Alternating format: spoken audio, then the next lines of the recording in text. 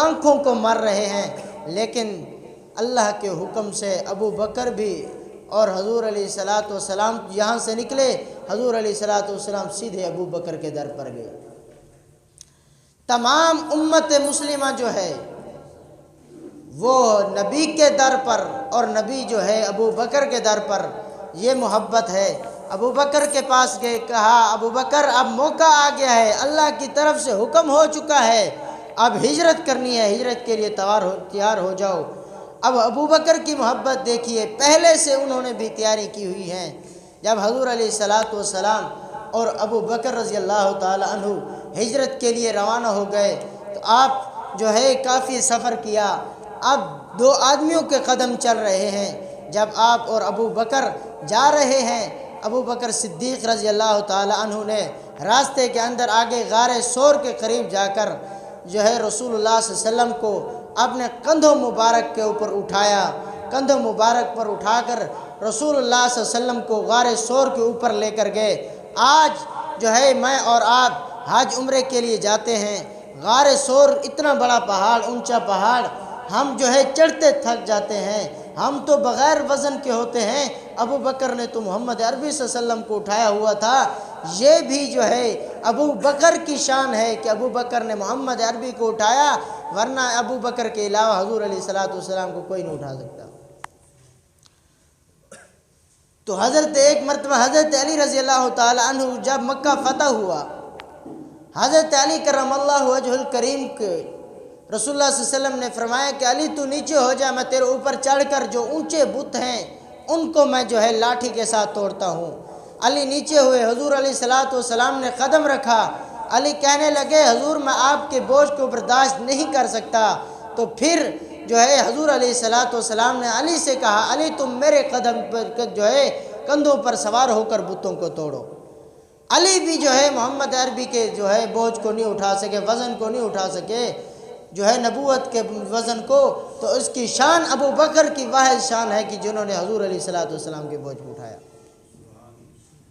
یہ شان نرالی ہے۔ لیکن دیکھیے غار ثور کے اوپر جا کر جب غار سے پہلے ابو بکر نے کہا حضور آپ رک جائیے، پہلے جو ہے ابو بکر جائیں گے۔ ابو بکر گئے، غار کے اندر جا کر خود غار کی صفائی کی، صفائی کرنے کے بعد جو ہے غار کے سوراخوں کو بند کیا، اور سارے سوراخوں جب کپڑا ختم ہوا تو پھر جو ہے اپنی چادر کو پھاڑ کر جو ہے اب بقایا سوراخ بند کی ابو بکر نے۔ محبت دیکھیے، ایک سوراخ بند کھلا رہ گیا، اس وجہ سے بند کیا کہ یہ نہ ہو کوئی جانور آ کر تکلیف پہنچا دے۔ اس جو ہے غار کے سوراخ کو ابو بکر نے جو ہے محبت دیکھی، اپنی ایڑی کے ساتھ بند کیا، ایڑی کے ساتھ بند کیا۔ حضور بھی اب تشریف لے آئے، حضور جو ہے آپ کی گود کے اندر آرام فرما رہے ہیں۔ محمد عربی صلی اللہ علیہ وسلم ابو بکر کی گود کے اندر تشریف فرما ہیں، آرام فرما رہے ہیں، اور ابو بکر نے اپنی ایڑی کے ساتھ غار کے ایک سوراخ کو بند کیا ہوا ہے۔ ابو بکر کی شان دیکھیے، ابو بکر رضی اللہ عنہم، سب کہہ دو رضی اللہ تعالی عنہ، انہوں نے جو ہے غار کو بند کیا ہوا ہے، جس غار کے اندر حضرت ابو بکر صدیق رضی اللہ تعالی عنہ کی ایڑی ہے، اس غار سے ایک سانپ نکلا، سانپ نے نکل کر ابو بکر صدیق رضی اللہ عنہ کی جو ہے ایڑی کے اوپر ڈس دیا۔ حضور آرام فرما رہے ہیں، اب دیکھیے ابو بکر برداشت کر رہے ہیں، اب محمد عربی صلی اللہ علیہ وسلم کی جو ہے آرام کے اندر خلل نہ آ جائے، خلل کو جو ہے سنبھالا ہوا آرام فرما رہے ہیں محمد عربی۔ ابو بکر جو ہے برداشت میں آرام کر رہے ہیں۔ جب تکلیف حد سے بڑھ گئی، حضرت ابو بکر سے برداشت نہیں ہوئی تو پھر آنسو آنے لگے، آنسو آئے۔ جب آنسو جو ہے محمد عربی صلی اللہ علیہ وسلم کے رخسار مبارک کے اوپر گرے، محمد عربی صلی اللہ علیہ وسلم کو جاگ آئی، دیکھتے ابو بکر کیوں رو رہا ہے۔ محمد عربی صلی اللہ علیہ وسلم کو بتلایا کہ فرمایا یا رسول اللہ صلی اللہ علیہ وسلم مجھے سانپ نے ڈنس لیا ہے، اس غار سے نکلے ہوئے سانپ نے مجھے ڈنس لیا ہے، اس تکلیف کی بنا پر میری آنکھوں سے آنسو آ گئے۔ یاد رکھ لیجئے کہ ابو بکر کو سانپ نے ڈسا، یہی ہے زہر حضرت ابو بکر صدیق رضی اللہ تعالی عنہ کو آخری وقت میں محسوس ہوا، اور اس کی وجہ سے حضرت ابو بکر صدیق رضی اللہ عنہ کی آخری وقت ہوا، وفات پا گئے۔ اور جب محمد عربی صلی اللہ علیہ وسلم کا آخری وقت ہوا تو وہ بھی زہر کا سبب بنا۔ امی عائشہ فرماتی ہیں کہ محمد عربی صلی اللہ علیہ وسلم رسول اللہ صلی اللہ علیہ وسلم کا آخری وقت ہے، فرما رہے عائشہ وہ خیبر والا زہر جو زینب نامی عورت نے مجھے دیا تھا وہی مجھے آج اثر کر رہا ہے، وہی اس کی وجہ سے میری رگیں کٹ رہی ہیں، تکلیف ہو رہی ہے۔ محمد عربی صلی اللہ علیہ وسلم کا آخری وقت بعد زہر اثر دکھایا، اور ابو بکر کے آخری وقت بھی زہر نے اثر دکھایا۔ دونوں کی آخری وقت دنیا سے جانے کے وقت کی حالت ابو بکر کی وہی زہر والی، اور محمد عربی صلی اللہ علیہ وسلم کی حالت زہر والی، و آخری وقت میں بھی حالت ایک ہے۔ غار کے اندر بھی ابو بکر بھی محمد عربی صلی اللہ علیہ وسلم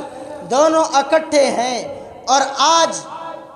روض اقدس کے اندر محمد عربی اور ابو بکر دونوں اکٹھے ہیں۔ ہر جگہ ہر محاذ پر محمد عربی اور ابو بکر اور تیسرے عمر بھی ساتھ ہیں۔ آج ایک گندا فرقہ، ایک بھونکنے والے خنزیر ابو بکر کو محمد عربی سے جدا کہتے ہیں، یہ جھوٹ ہے، یہ بکواس ہے۔ ان کے منہ کے بولے زندیق الفاظ کذاب ہیں، جو لفظ کذاب ہیں، یہ جھوٹ بولتے ہیں۔ اگر ابو بکر محمد عربی صلی اللہ علیہ وسلم سے جدا ہو جاتے تو آج یاد رکھ لو محمد عربی صلی اللہ علیہ وسلم کے ساتھ ابو بکر روض اقدس کے اندر نہ ہوتے۔ آج روض اقدس کے اندر ہیں تو محبت کی بنا پر، ایک جوڑ کی بنا پر۔ اگر محبت نہ ہوتی تو آج روضہ اقدس کے اندر یہ جوڑ ابو بکر کا اور محمد عربی صلی اللہ علیہ وسلم کا نہ ہوتا۔ تو دیکھو جنگ بدر کا موقع ہے، محمد عربی صلی اللہ علیہ وسلم نے یہ جہاد چل رہا ہے۔ جہاد کے بعد محمد عربی صلی اللہ علیہ وسلم کے غلام کے بیٹے ابو بکر کے بیٹے عبد الرحمن کہتے ہیں ابو جی اس کو میں علامہ خادم حسین رضوی صاحب کے الفاظوں میں کہہ دوں کہ بدر کے بعد جب عبد الرحمن مسلمان ہوئے، عبد الرحمن کے بیٹے ابو بکر صدیق رضی اللہ عنہ کے بیٹے عبد الرحمن کہنے لگے ابا جی تسی بدر وچ میرے تلوار دے تھلے کئی دفعہ آئے ہو، لیکن تانوں میں چھوڑ ایسے واسطے دیتا ہے کہ تسی میرے ابا جی ہو۔ تو ابو بکر صدیق رضی اللہ عنہ نے کیا کہ پترا اگر تو میری تلوار دے تھلے ایک واری بھی آ جانا تینوں میں نہ چھوڑ دا، تینوں میں کٹ کے رکھ دینا، تینوں میں کٹ کے رکھ دینا، تینوں میں نہ چھوڑ دا۔ تو تے ایک تعلق دی بنا تے میں نو چھوڑ دیتا ہی، میں کوئی نہیں سی اس تے اپنے کوئی نسب نہیں سی ویکھنا، میں کوئی رشتہ داری نہیں سی ویکھنی، میں تینوں کٹ کے رکھ دینا سی۔ ابو بکر نے بتلا دیا کہ جو صحابہ پر بھونکے، جو محمد عربی کے اوپر بھونکے، جو محمد عربی کی شان میں گستاخی کرے اس کو کاٹ کے رکھ دو، اس کو زندہ رہنے کا حق نہیں ہے۔ حضرت فرماتے ہیں انہوں کٹ کے رکھ دو، اوندی گردن جدا کر دو سر تو، اوندہ سر قلم کر دو، ان جین دا حق کوئی نہیں۔ امام مالک رحمہ اللہ فرماتے ہیں کہ محمد عربی صلی اللہ علیہ وسلم کی شان میں گستاخی ہو اور ہم خاموش رہیں تو ہمیں جینے کا حق نہیں ہے، ہمیں کوئی جینے کا حق نہیں ہے۔ ابو بکر کہتے ہیں بیٹا تو میری تلوار دے تھلے ایک واری آ جاندہ میں تینوں کٹ کے رکھ دیندہ، اس واسطے حالانکہ بیٹا ہے اولاد بہت زیادہ محبوب ہوندی ہے جی، زیادہ محبوب ہوندی ہے، دل دے قریب ہوندی ہے، تو میں تینوں اس واسطے کٹ کے رکھ دیندا کہ تو اس وقت جو ہے حضور دے دشمنوں دے نال ہو کر تو لڑن ڈیا سے، تو جو اگر تو میری تلوار دے تھلے ایک بار بھی آ جاندا میں تیری دیر گردن اڑا دیندا۔ یاد رکھ لو، چاہے بیٹا ہو چاہے بھائی ہو کوئی بھی ہو، جب جو ہے دین اسلام کے خلاف چلے تو پھر اس کے لیے کوئی مہلت نہیں ہے، تو پھر ابو بکر والا ہی الفاظ ہونے چاہیے، اس کو کاٹ کر رکھ دو۔ اسی طرح حضرت عمر رضی اللہ عنہ، یہی بدر کا موقع ہے، ابو بکر صدیق رضی اللہ، حضرت عمر رضی اللہ عنہم کے ماموں جان جو ہے وہ آئے سامنے، حضرت عمر رضی اللہ عنہ نے جو ہے تلوار تان لی، گھبرا گئے، کہا کہ عمر تو اپنے ماموں کو مارے گا، تو اپنے ماموں کو قتل کرے گا؟ عمر نے کہا ہاں، اس وقت تو جو ہے محمد عربی صلی اللہ علیہ وسلم کے دشمنوں کے ساتھ ہے اور اسلام والوں کے ساتھ تو دشمنی کر رہا ہے، تو دشمنی کے عالم میں تجھے نہیں چھوڑوں گا، چاہے تو جو ہے ماموں ہے چاہے تو کچھ اور ہے۔ دین کے معاملے میں کوئی جو ہے معافی نہیں ہے، چاہے کوئی بھی آ جائے اس کو کٹنے کا حکم ہے۔ محمد عربی کی شان کے اندر گستاخی کرے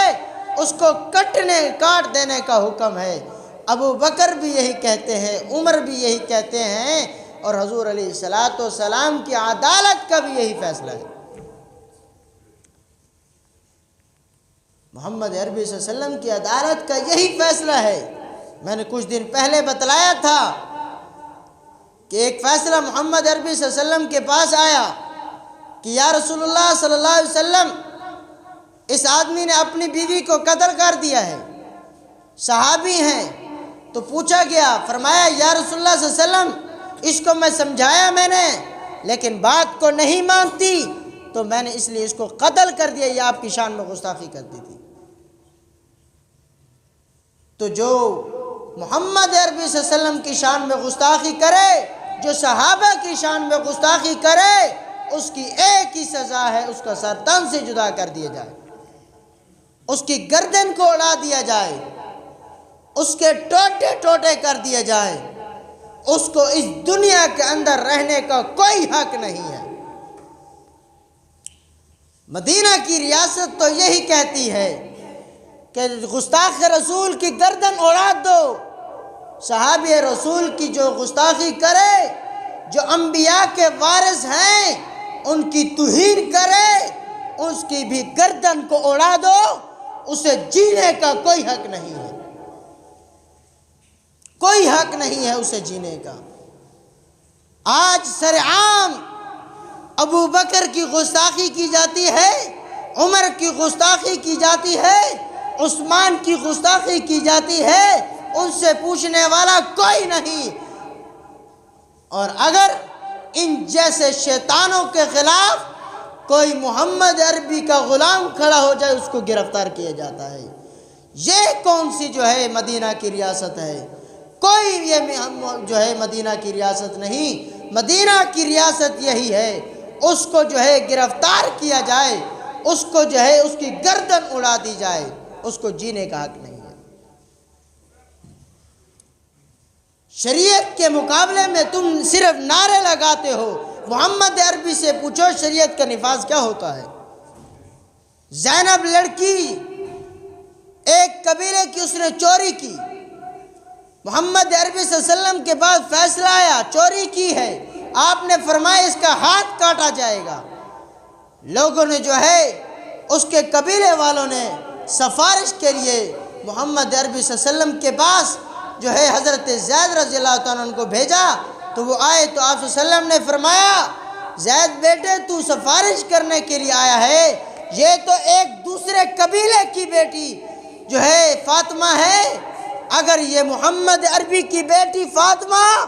چوری کرتی تو محمد عربی صلی اللہ علیہ وسلم اپنی بیٹی کا بھی ہاتھ کاٹ دیتے۔ یہ ہے